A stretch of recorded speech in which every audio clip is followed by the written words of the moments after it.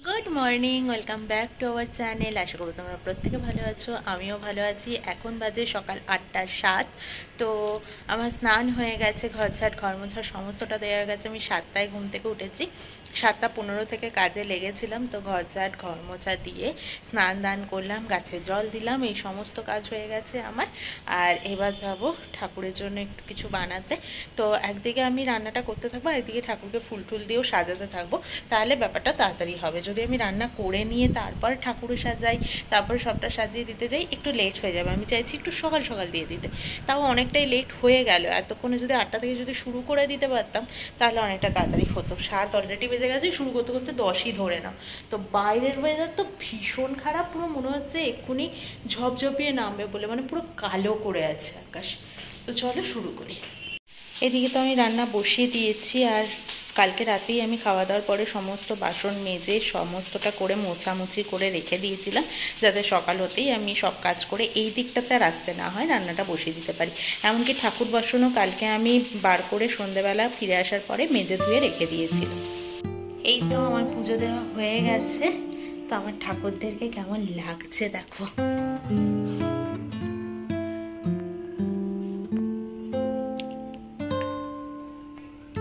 মালা কালকে খুব ভালো পাইনি, তাই জন্য আনতে পারিনি কালকে।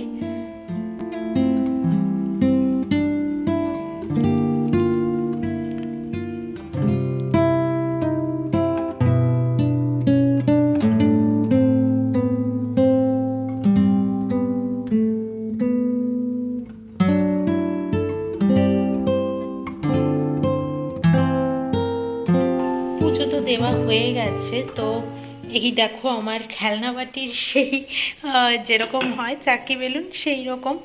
তো এটা আমি পুজোর জন্যই কিনেছিলাম, যে ঠাকুরকে বেলে এটাতে করেই দেব। তো এটা করেই আমি বেলি, আমার সুবিধাও হয়, কোনো আনইজি ফিল হয় এমনটা নয়। গলাটা কেমন হয়ে যাচ্ছে। তো এই তো মোটামুটি পরিষ্কারই আছে। আমার ঠাকুর বাসন হ্যাবক কিছু নেই, দুটো থালা, এই একটাই বাটি আমার, আর একটা যেটায় ফল দিয়েছি ওই ছোট প্লেট বাটি মতো রয়েছে।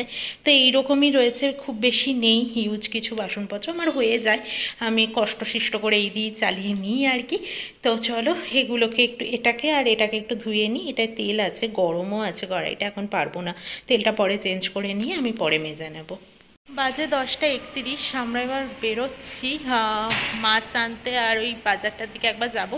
বাজারে খুব একটা বাজার করার নেই, যেমন কিছু টমেটো, ক্যাপসিকাম, মানে খুচখাচ জিনিসপত্র নেওয়ার আছে। তো আমরা না নিচে নেমে এই স্কুটিটার হালত দেখে একটু মানে ভয়ই পেয়ে গেলাম, যে এরকমটা হলো কি করে।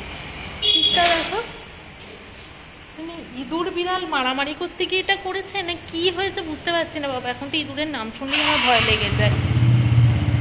আমি আজকে আর আসিনি জানো স্টার্ট দেওয়া দেখতে, সকালবেলা অত কাজও ছিল, আর আজকে না আমার শরীরটা ভালোও লাগছে না, কেমন একটা জ্বর লাগছে, উইক লাগছে, কেমন একটা লাগছে। মানে খুব এনার্জির সাথে ঠাকুর পুজো অবধি হয়ে গেল কাজটা, তারপরেই দেখছি আস্তে আস্তে কেমন একটা লাগছে। তার উপরে আবার খেলাম দুজনে ওই লুচি তরকারি, মানে ঠাকুরের ভোগটা খেয়ে নিলাম।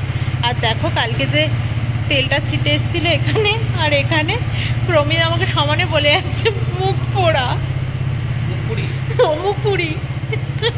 বলছে কিনা তুমি নিশ্চয়ই ওগুলোকে আদর করতে গেছিলে, মাছের ডিমগুলোকে, ওই জন্যই তোমার এরকম ছিটে এসছে মুখে। কি বিচ্ছিরি দাগ হয়েছে দেখো, আর এগুলো সহজে যেতে চায় না। মোটামুটি আজকে যেহেতু খুব একটা বাজার করার ছিল না, তাই আমরা পুরো এই দিক দিয়ে ঢুকে এদিক দিয়ে ঘুরে পুরো শেষ মাথা অবধি গেলাম। গিয়ে আজকে বাজার করা আমাদের হয়ে গেছে, ফুলকপি, ক্যাপসিকাম, আদা আর টমেটো, এই হচ্ছে বাজার আজকে আমাদের। আর পেছনে আছে মোরলা মাছ। তো চলো এবার বাড়ি যাওয়া যাক। বিশাল বড় জুতো, জামা কাপড় সমস্তটা রয়েছে, এমনকি পাপোশও বিক্রি হচ্ছে।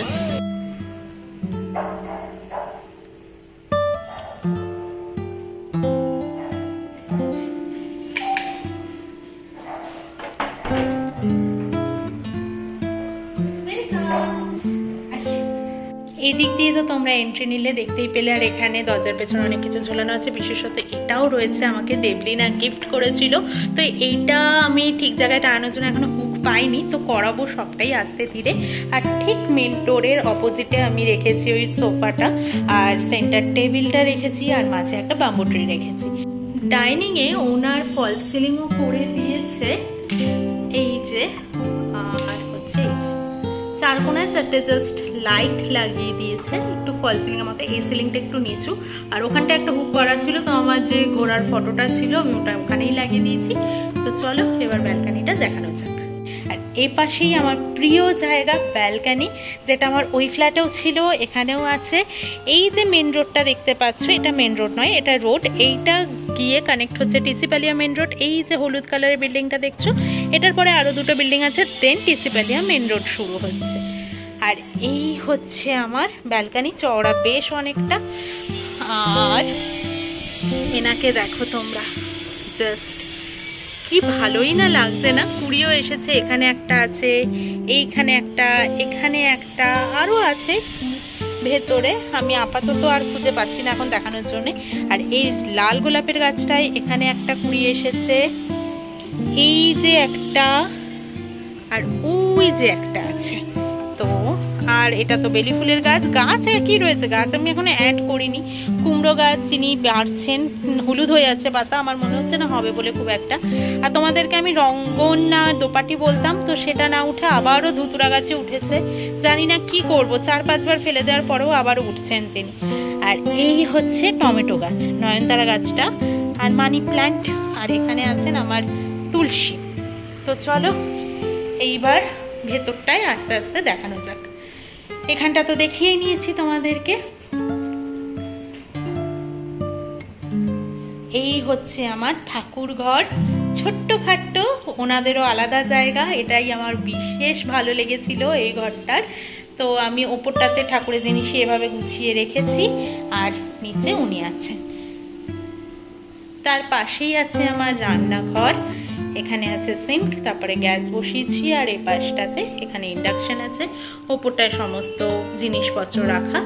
আর এখানে রয়েছে ফ্রিজ, যেগুলো লাগছে না আপাতত, এই ড্রামটাকে ওই ওপরে রাখা হবে, এখনো রাখা হয়নি।